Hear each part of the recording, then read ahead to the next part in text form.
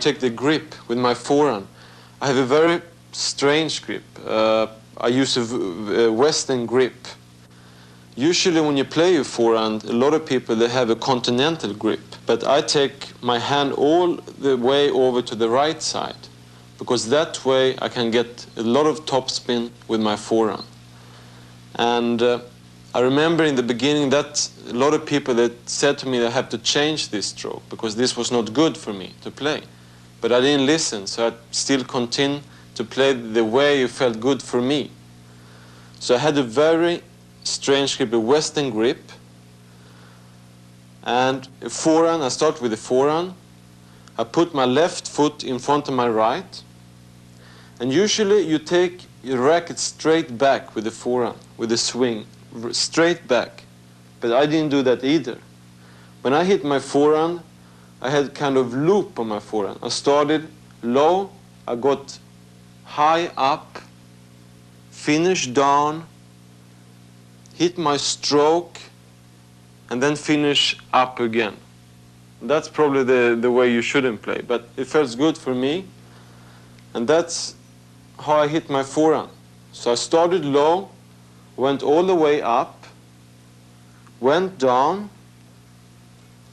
and very important to hit the ball in front of you so you see with your eyes where the ball are exactly.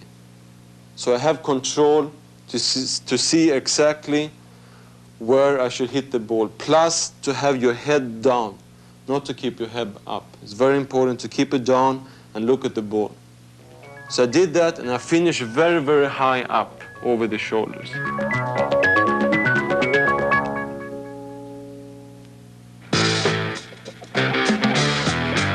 Here, Borg demonstrates his forehand.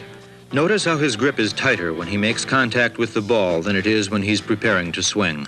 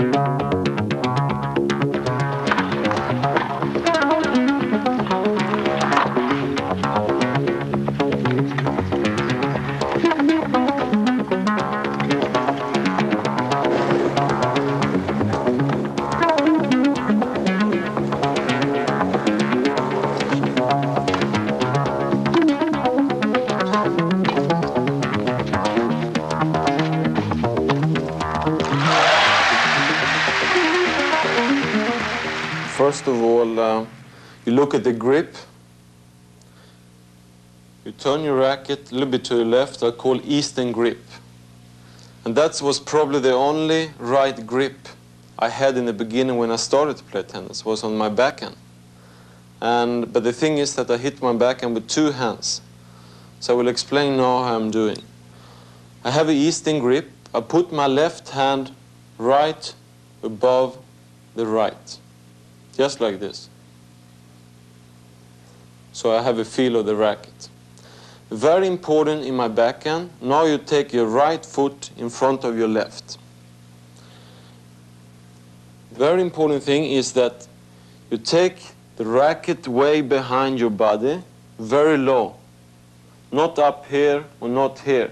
Especially with a two-handed backhand, it's very important when you start low, you have your racket way down. Because when the ball comes, you have to bend your knees and you have to come above the ball right up. Because it's very difficult for the two-hander to start to hit up here.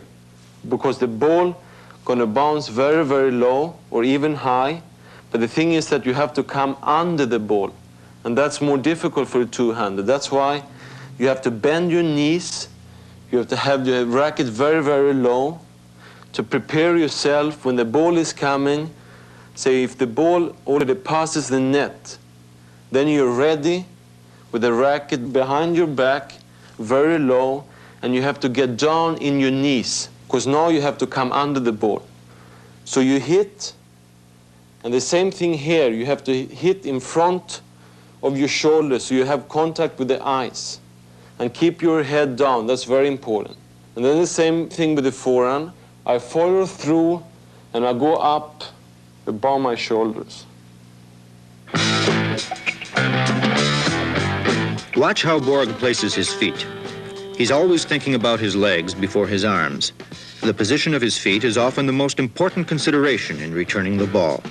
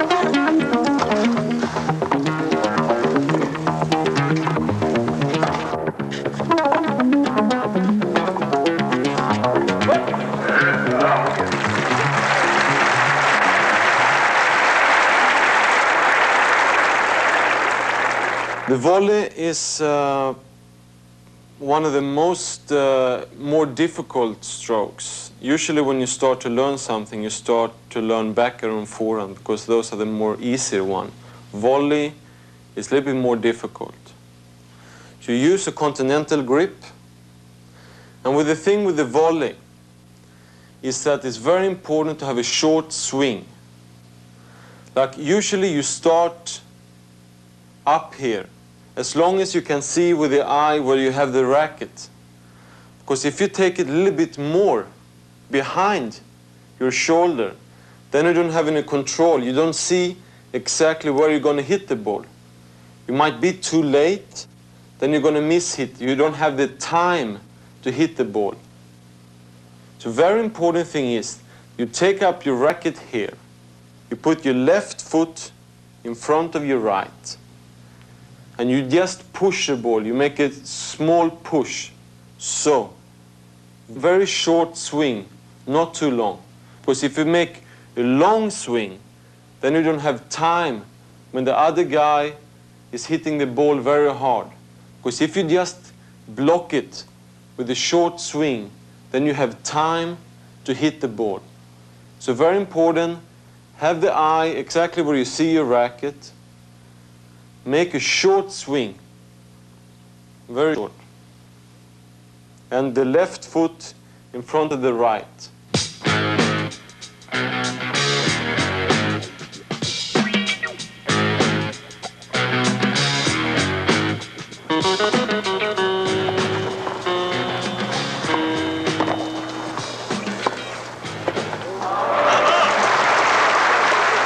exactly the same grip as the forehand volley. It's a Continental Grip. You do exactly the same things as you did at the forehand volley. But now you turn your right foot in front of your left foot. You take up your racket, exactly the same as the forehand volley. You should make contact with your eye so you see the shape of the racket. By that way, you have control where you're going to hit the ball. The same swing now, you make a short swing. You try to block the ball. Make a very short swing. This thing you can have help a little bit of your left hand too. So when you hit the ball, you can take your left hand back. But by that way, you can get more power in your backhand volley. A short swing, block the ball. The same thing as a forehand volley, not a long swing. Because if you make a long swing, you don't have time when the other guy hit the ball. But this way, it doesn't matter how hard he hit the ball. Still, you're going to have time to play the volley and make the volley. So a short swing from up here, you see the racket by your eye, not here, right up here. You make a short swing. Volleying did not come naturally to Borg, but with a lot of hard work, Borg has become an excellent volleyer.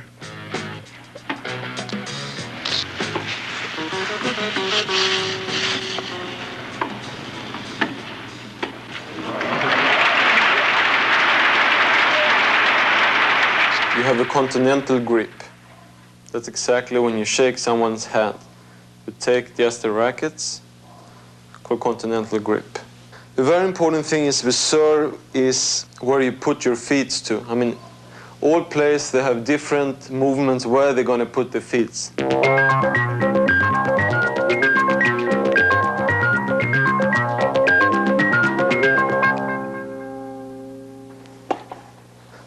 Someone, they like to put it maybe like this, to stay with the side against the net. They have a lot of different movements. But myself, I like to stay where my toes may be pointing against the net. Because of one reason is that when I tossed up the ball, I have the ball here. When I toss it up, I want to have it exactly in front, straight up. In front of me and straight up. Because I don't want to toss up the ball to the left or to the right. Because if I do that, I have to bend my back or have to do a lot of things with my back who I shouldn't do. Because then I don't get the same power as I want to have. By the same time you threw up the ball, you take your racket behind your back, like this. So you have one motion. Then when the ball is up in the highest, then you reach and you're going to hit exactly where the ball is at the highest point, there where you meet the ball with the racket. So first motion is here, the ball up, and the ball is the highest point, then you reach for it up with the racket, and then you follow through. When you come down, you automatically put your right foot in front of your left and you follow through on your left side. Here again, the service is a skill that Borg perfected only after long hours of practice.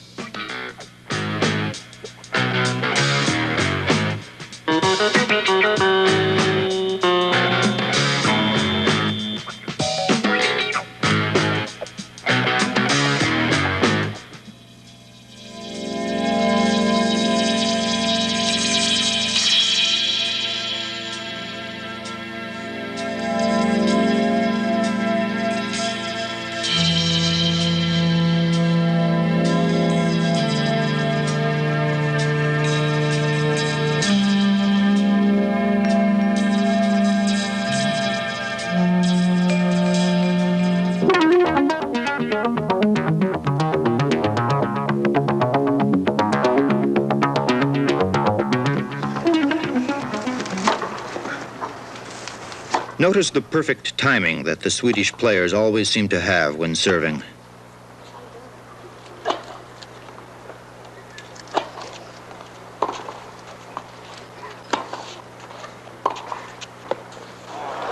The thing is with the smash is it's almost the same as the serve, but now you don't throw up the ball.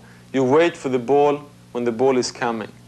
The thing is that usually you have the position that you have the left foot in front of the right. It depends where you are on the court. Sometimes if it's the easy one, you usually like this position, but sometimes you have to move over to left side. It depends how difficult the lob is from the other opponent.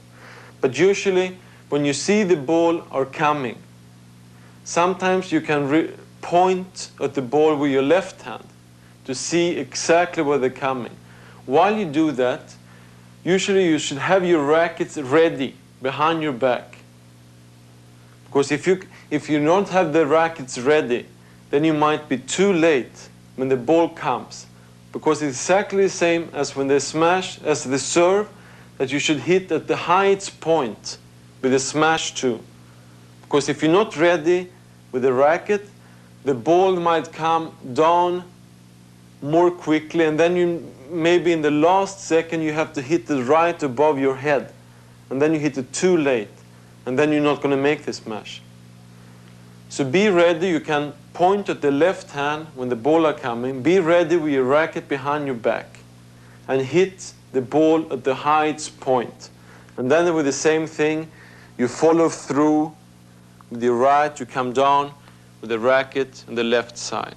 And that depends sometimes how difficult the smash is, because usually you might come down on the right hand, but as long as you hit it at the highest point, you come down, you come forward and follow through.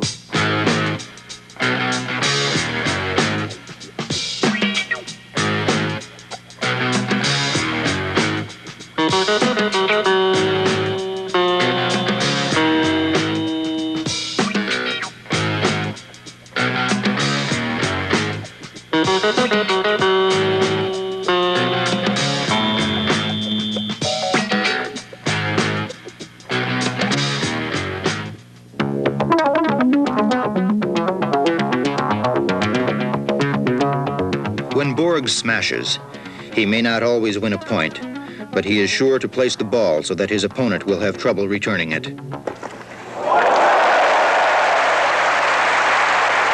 Do you have a favorite shot or style? I prefer to play from the backcourt because I have more confidence in my ground stroke, like my backhand or forehand, because that's the way I started to play tennis, was from the backcourt, and I learned my ground stroke first. And the last thing was probably I was learning my volley, who I improved a lot for the last 3-4 years. So probably have the most confidence staying back, playing from the backcourt, and then after maybe a rallies, when I see I have a good point to come in on, to make approach, then I come in and make the volley. But it's very important that I like to start from the backcourt and then to come in. There is no doubt that Borg is at his best when he's playing at the baseline, but it would be a mistake to label him as a defensive player. Let's just say that he does his best attacking from the back of the court.